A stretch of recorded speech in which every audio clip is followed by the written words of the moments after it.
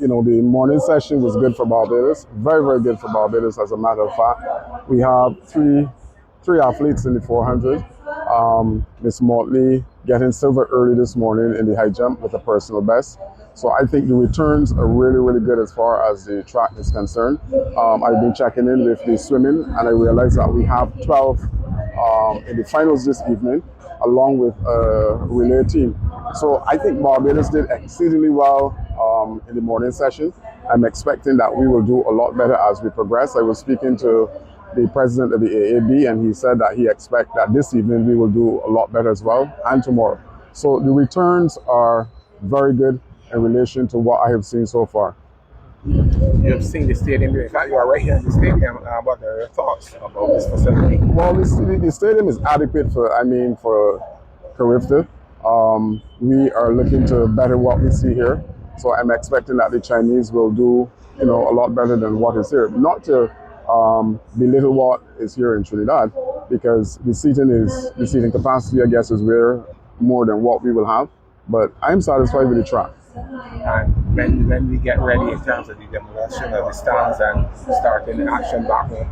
Yeah, well, as mentioned by the communications officer, it is Easter, and there was a decision made to hold off of the noise and the dust so that persons can enjoy Easter. It is, second to Christmas or right up there with Christmas. So immediately after the break, sometime near the ending of the month, we will see the demolition process start in earnest. The equipment to do the demolition is already on location, so that is coming, definitely coming. Minister, you are here observing both track and field and swimming. What is it that we can do better to improve sports in Barbados, especially these two disciplines, from your observation?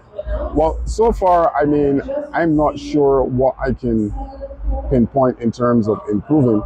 I think, as mentioned before, our coaching needs to step up, but obviously from what we are seeing this morning, as far as the results are concerned, the coaches would have done what they were supposed to do in relation to our teams, because 12 finalists, 1 PB in terms of the high jump, and 4 athletes inside of the 400, I think it is good.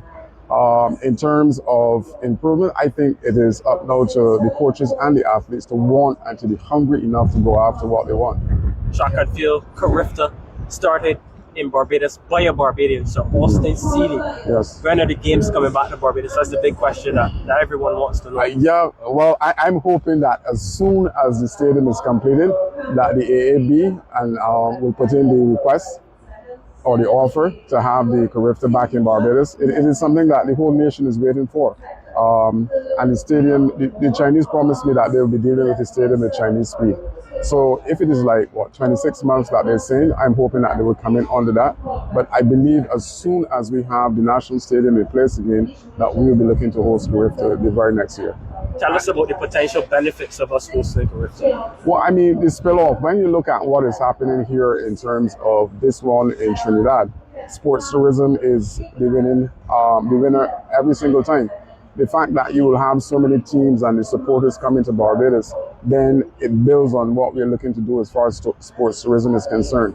That is another key factor in terms of sports in Barbados, to move sports tourism at the very, very height of sports. You would have seen us developing a beach volleyball facility at the Village Gymnasium. So we're looking to build out the infrastructure.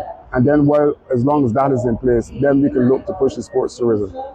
Actually, Barbados made a bid to host Carifta Games in 2028. Mm-hmm. So I believe that once we see action on the stadium, they will more or less maintain that bid and let everyone know that they will be ready. But from your perspective, what would you say to the critics who have said that government have failed the young people of this country, especially in athletics? This is about 5 years, this new administration is in place, but we have not seen anything happening as it relates to the stadium. We are just hearing talk, we hear the Chinese are here, etc. Right. What really is your take and your message to those people who have complained that the stadium should be up and running a long time ago?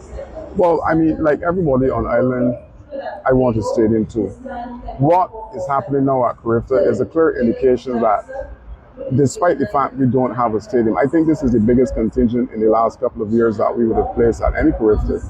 And the results are showing that even without the national stadium, that people are making finals, people are doing personal best.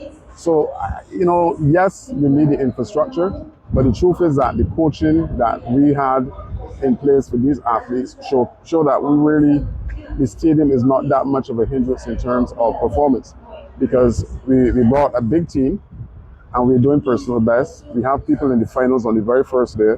So I'm satisfied that, the athletic project in Barbados is good, very strong.